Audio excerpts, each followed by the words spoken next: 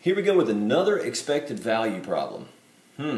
What's the expected size of a household in Cityville? First of all, it's a very unimaginative name.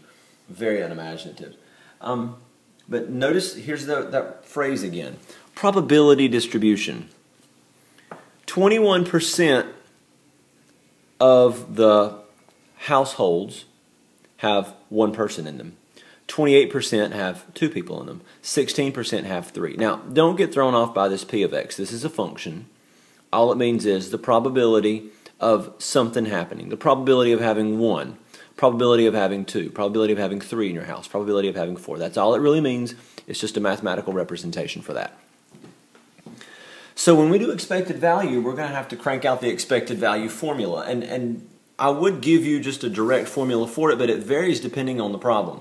Let's think through this. So the expected size of a household in Cityville, 21%. 21% of all the households have one person.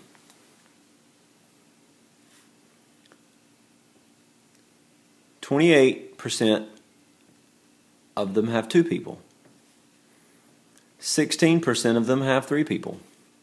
22%, you can see where I'm going with this, four people.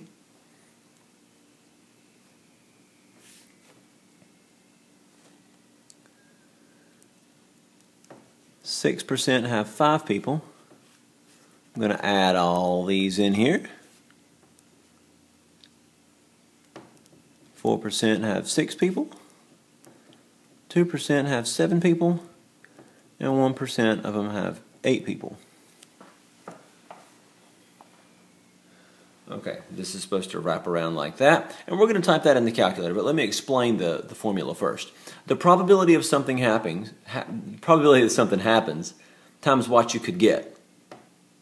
And then the probability of something else happening times what you get. Well, I get two people 28% of the time. I get three people 16% of the time. I get four people 22% of the time. And we'll type that entire thing in, and I'm going to save you the trouble. You can type. I know you know how to type.